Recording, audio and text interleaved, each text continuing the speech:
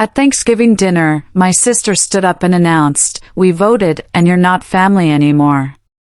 Everyone cheered. I laughed softly and said, "Then I guess you won't need this." I placed a folder on the table. The moment she opened it, she started screaming. "Before we carved the turkey," Natalie said, rising from her chair with that smug, rehearsed smile of hers, "there's something we need to say." Everyone went quiet. Forks paused midair. My gut clenched.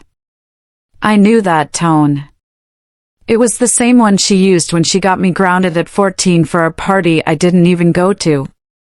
"We had a family vote," she continued, looking around at everyone like a pageant queen about to be crowned. "And we've decided you're not family anymore." Silence. Then, a cheering. My cousin Laura clapped like she was at a concert. Uncle Mitch raised his wineglass and toasted. Even my mother, my own mother, laughed and said, "Well, someone had to say it." I sat there frozen, staring at my plate. The stuffing had gone cold, but my blood boiled. My dad didn't even look at me, just sipped his beer and muttered, "It's probably for the best." "Wow," I said, pushing my chair back slowly, "you guys actually rehearsed this." Natalie grinned wider. "You've been toxic for years. We're just finally done pretending." "You're not family," my mother added, reaching for the cranberry sauce like we were discussing the weather. "It's unanimous." I looked around. No one spoke up. Not one person. "Good," I said quietly. Then I reached into my bag. "I figured this might happen," I added, pulling out a thick folder and placing it gently in the center of the table. The sound it made, thunk, cut through the laughter. Natalie blinked. "What is that?" I smiled, leaned back in my chair, and folded my arms. "Why don't you find out?" She snatched it up and ripped it open.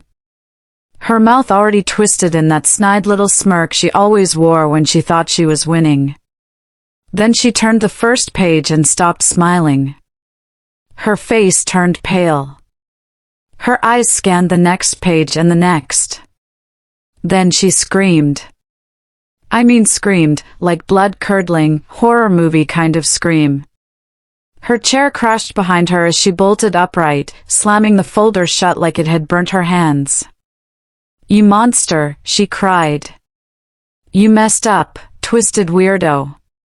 Gasps echoed around the table. Joel, her husband, snatched the folder and opened it. Then his jaw dropped. He looked at me. "Is this?" I nodded once. "It's all real," I said. Every word, every receipt, every screenshot. The table went dead silent. You could hear a fork clink in the kitchen. My mother's mouth opened, then closed again like a fish gasping for air. "You were so sure I wouldn't fight back," I said, standing up slowly. "So sure I'd stay the quiet one, the doormat, the cash cow. But guess what?" I leaned over, looked Natalie dead in the eye. "Your little show, it's over. You want to know what was in the folder? I'll get there. But first, let me tell you how we got here. Because Natalie didn't wake up one day and decide I wasn't family. That decision was built over years. Brick by brick, comment by comment, betrayal by betrayal. I was never their favorite. Not even close. Natalie was the star, the golden girl. Good grades, big smile, knew how to work a room. She could lie straight to someone's face and make them thank her for it. I, on the other hand, was quiet, private. I didn't need attention, and they hated that. They took my silence as weakness. I moved out at 19, paid for college myself, worked 2 jobs, never asked for help. Meanwhile, Natalie flunked out of 2 majors, went to Europe to find herself, then came home and married Joel, the human equivalent of a LinkedIn profile and a blazer. The wedding, I paid for half. My parents couldn't afford it, but somehow still managed a 2-week cruise right after. I didn't complain. I never did. Even when they joked that I was the family accountant, I kept helping, paying for Dad's dental surgery, sending money when Mom said the heat bill was overdue, even covering part of my cousin Laura's tuition when she got waitlisted for a scholarship. They always said, "Thank you." Sure, but with that tone. The one that said, "Well, of course you'd help. You don't have a family of your own." And maybe that's what did it. See, I'm single. No kids, no spouse, no drama. Just me, my work, and my dog. And in their eyes, that meant I had nothing better to do than fund their messes. Natalie especially treated me like her personal failsafe. When Joel lost his job, she called me first. Just a small loan. When her car broke down, you make 6 figures, what's 2 grand? When her kid needed therapy and insurance wouldn't cover it, yeah, guess who she called? I always helped. Always. Because I told myself it was family. But helping turned into obligation, and then into expectation, and then into demand. It started small, backhanded jokes at dinner. "Oh, you brought wine? Must be nice to afford good wine. Of course you're early. You have no kids to worry about. I wish I could work late every night and avoid my husband too." Then it got uglier. "You're so cold. Maybe that's why you're still alone. You don't understand real stress. You don't have a real life. You're just bitter that no one needs you. Except they did need me. Constantly. Financially, quietly, behind closed doors." And then came the text. "Hey, can you co-sign for a small business loan? Joel and I want to start a wellness cafe." Me? No. Natalie, wow. Really? Then came the silence. That was 3 months ago. Since then, I got the cold shoulder. Mom stopped calling. Dad sent one-word replies. No one invited me to the last family dinner. Natalie blocked me on social media after posting a story about cutting out toxic people. But I didn't sit and sulk. Instead, I started pulling receipts, literal receipts. See, I keep records, bank transfers, emails, screenshots, dates. I'm not stupid. And over the past 5 years alone, I'd send over $78,000 to various family members. $78,000. $8,000 for Joel's rehab. $2,300 for Natalie's emergency dental work, which turned out to be elective veneers. $1,500 for my dad's back surgery. $12,000 for my mom's credit card debt. $6,000 for Laura's college move-in costs. $4,500 for a family emergency that turned out to be a trip to Cabo. And not once, did any of them offer to pay me back. They just took. And when I stopped giving, they decided I was the problem. So, I made the folder. Inside, every transfer confirmation, every email and text request for money, screenshots of Natalie calling me manipulative to her friend because I said no to the loan, a timeline of every major payment I made in the last 5 years, and as a cherry on top, copies of Facebook and Instagram posts where they mocked me. I have screenshots of Natalie calling me a cash cow with no spine and a private comment thread she didn't know I had access to. So, yeah, that's what she saw when she opened the folder. That's what made her scream, because Natalie wasn't just exposed. She was dismantled, fact by fact, line by line, page by page. All while the rest of the family realized what they had done. My mom looked ready to faint. Joel. He stared at the line that said, for $1,200 to cover Natalie's credit card used at a hotel in Santa Monica with someone named Alyssa, and just said, "What is this?" I didn't answer. I didn't have to, because for the first time ever, I wasn't defending myself. I was just showing them the truth. You kept records, my mom said finally, her voice shaking. Of everything. I turned to her, calm as ever. You never remembered, so someone had to. Natalie was still standing, still pale, her fists clenched at her sides. Her eyes darted to Joel, to me, to the folder. This is a violation, she spat. You had no right to. No right? I said, standing up slowly. You just stood in front of this whole family and declared me not family. You all clapped. And now you're upset that I came prepared? Joel flipped another page in the folder. What's this about Santa Monica? He asked, his voice tight. Natalie's head snapped toward him. Don't start. Who's Alyssa? He continued. Why were you at a hotel for 3 nights on my credit card? Her silence was louder than any answer. Wait, my mom cut in, holding her hands up. Can we all just calm down and be reasonable? Sure, I said. Let's be reasonable. Let's talk about the time you called me a parasite while cashing the check I sent you. She blinked. That's not fair. We were under stress. No, I snapped. You were under stress, and I bailed you out every single time. And the one time I say no, suddenly I'm the enemy?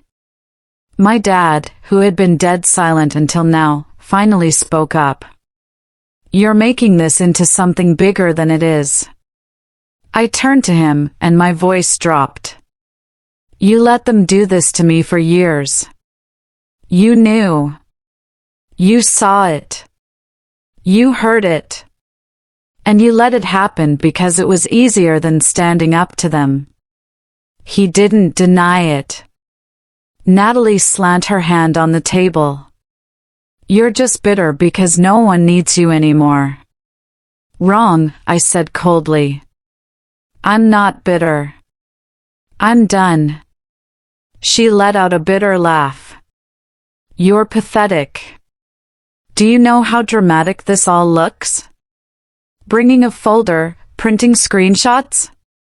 You think this makes you the victim? You're just proving you're a control freak. And you're just proving, I said, that you only cared about me when I was paying your bills. You don't get to play the martyr. She shouted, you chose to help. You didn't have to. And yet somehow, I said, stepping forward, you expected it every single time. Until it wasn't help anymore. It was duty. And when I stopped, you voted me out. My voice cracked, not from sadness, from rage. You didn't want a brother. You wanted a wallet with legs.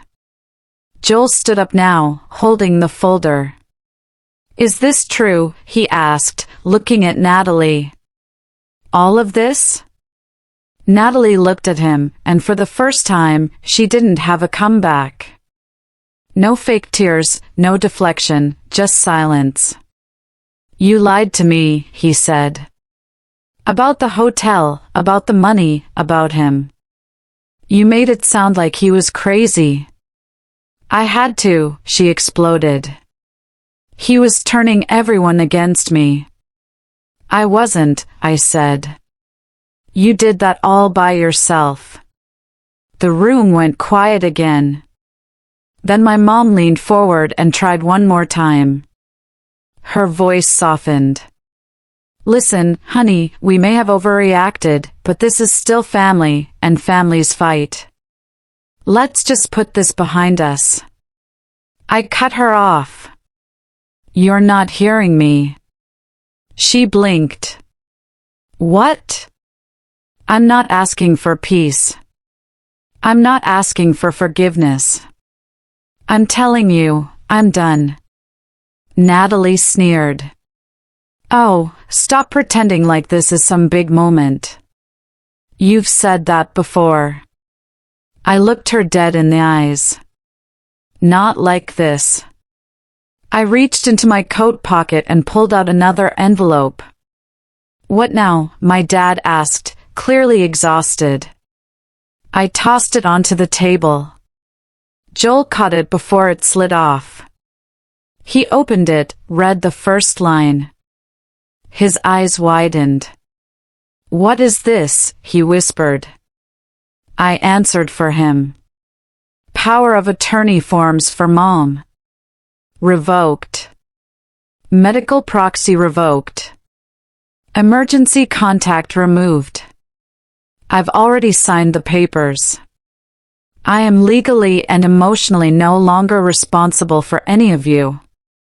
My mother gasped. You're cutting ties completely? Completely, I said. Starting now. You're being selfish, she said, tears now forming. We made mistakes, but we're still your family. I turned to her, and my voice dropped again, calm, final. No, you're not. I grabbed my coat, looked at them one last time, and walked out the door, leaving them in the middle of Thanksgiving dinner, stunned and speechless, surrounded by cold food and ugly truths. I walked out, and I didn't look back. Not because it didn't hurt. It did. But as I closed the door behind me, stepped off their porch, and into the cold night air, I felt something inside me shift. For the first time in years, I could breathe. I didn't drive straight home. I pulled off the road near the lake I used to visit as a kid, the place Dad used to take me fishing. I sat there in silence, staring out at the still water, and felt something I hadn't felt in a long time. Nothing pulling at me, no guilt, no pressure, no one waiting on a check or a ride or a favor, just stillness. The next morning, silence.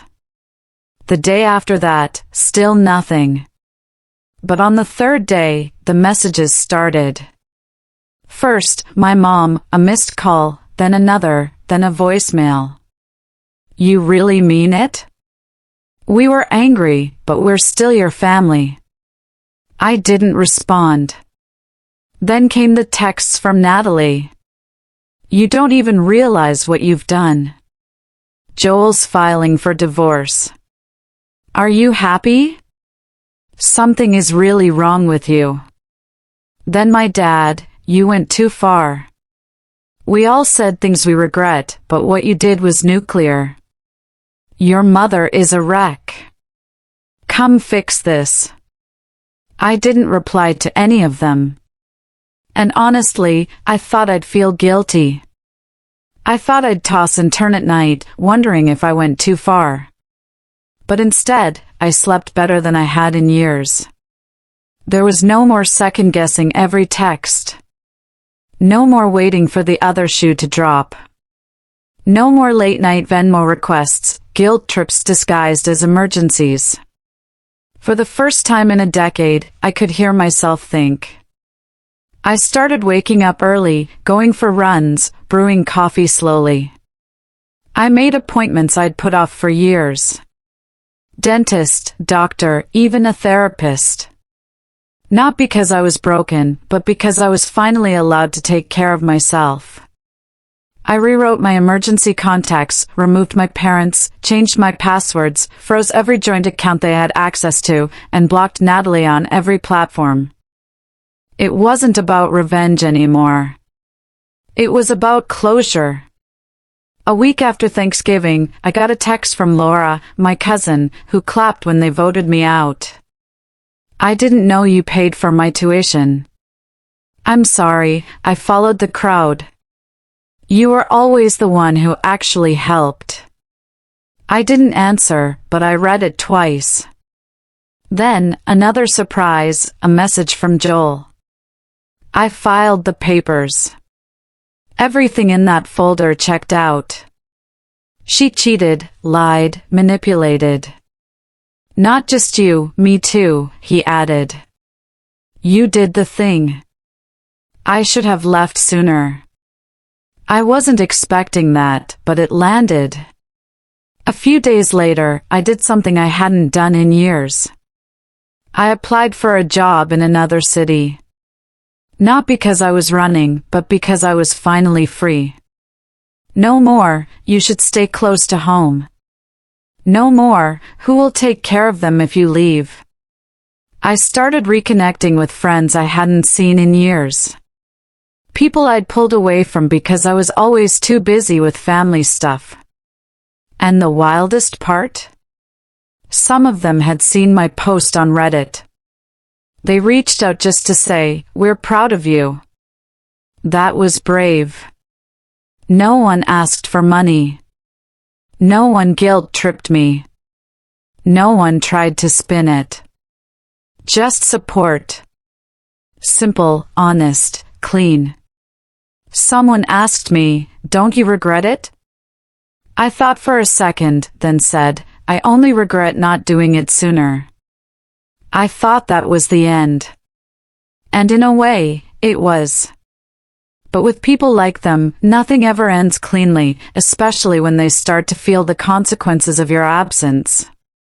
The first few weeks after Thanksgiving were quiet. Beautifully, eerily quiet. No calls, no guilt, just peace. Until Christmas. On December 22nd, I got a text from my mother, just a picture. It was their living room, decked out with stockings, a half-decorated tree in front and center, a massive empty space where they usually stack the presents. "It doesn't feel the same without you," the caption said. "Ellie keeps asking why Uncle isn't coming this year." I stared at it for a long time. No apology, no ownership, just the same manipulative undertone. "Look what you've done. Look who you're hurting." I didn't reply. December 23rd, Natalie tried calling. I let it ring out. Then, she sent a message, "I know I messed up, but you don't have to punish everyone. Just come by for Ellie.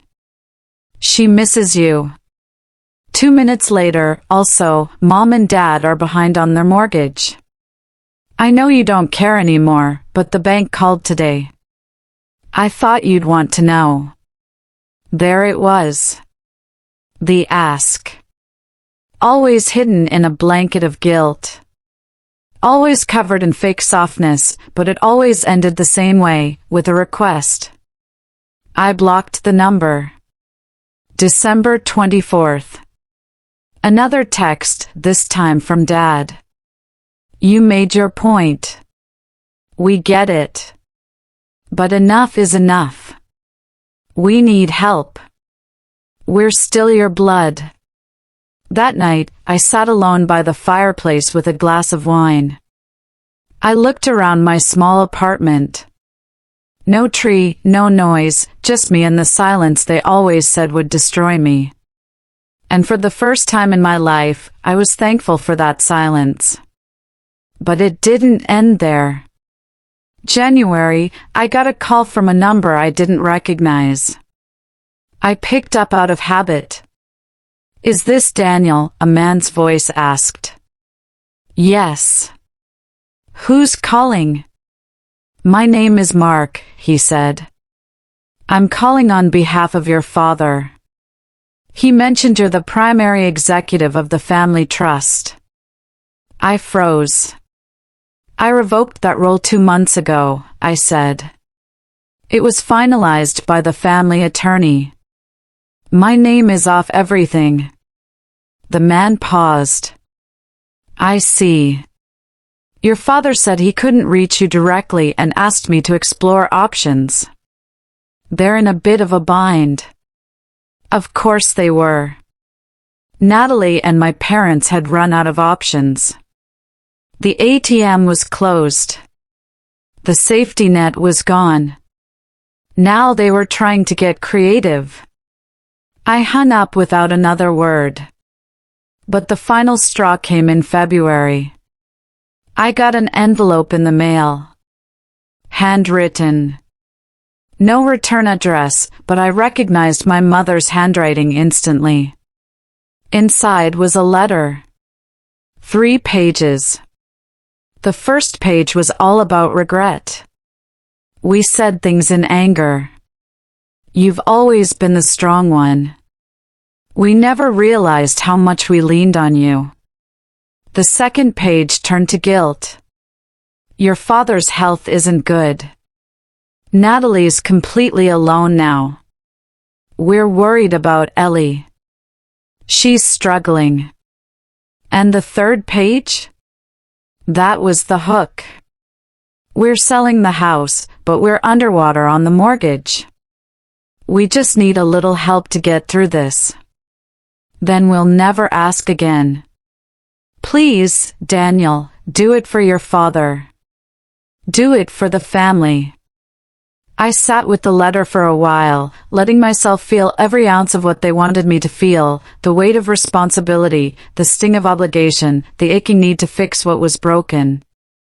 Then, I folded the letter, got up, walked to the kitchen, and tossed it in the trash.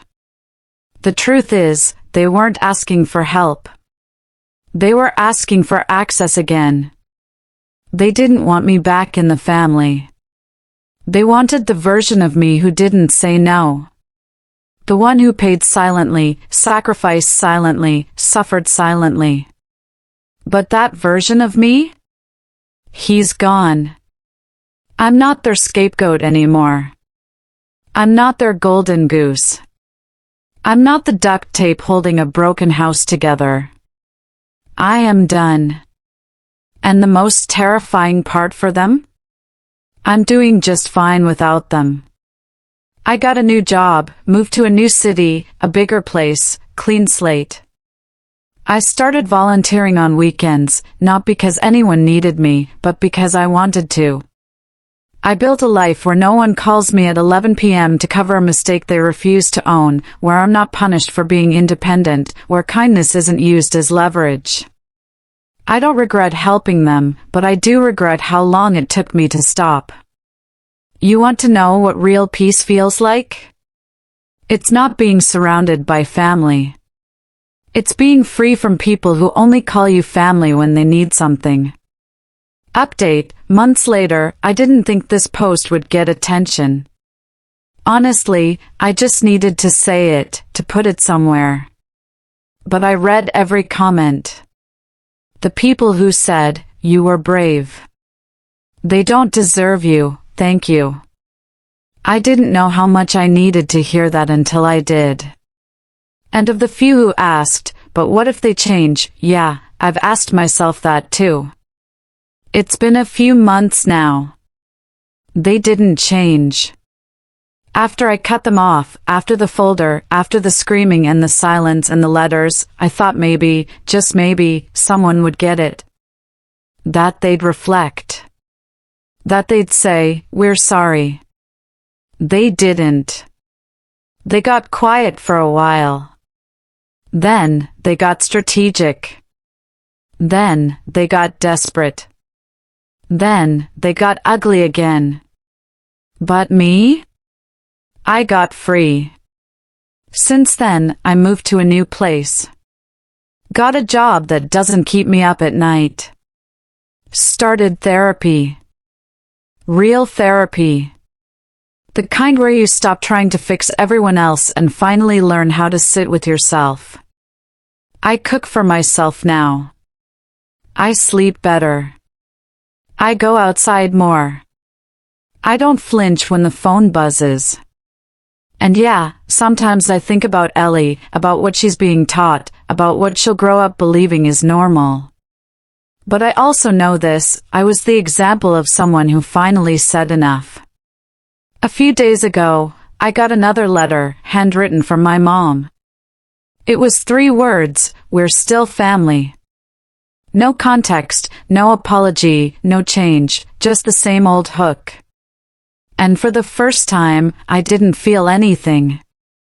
No anger, no sadness, just nothing. I threw it away and made dinner. So now I'm back here because this place gave me a kind of clarity I didn't expect. Strangers saw me clearer than my own blood ever did. So here's what I want to ask, did I do the right thing? Cutting them off, dropping the weight, saying no and needing it? Was I too cold, or was I finally just done being the only one holding it all together? I don't know. But I do know this, for the first time in my life, I'm not surviving. I'm living.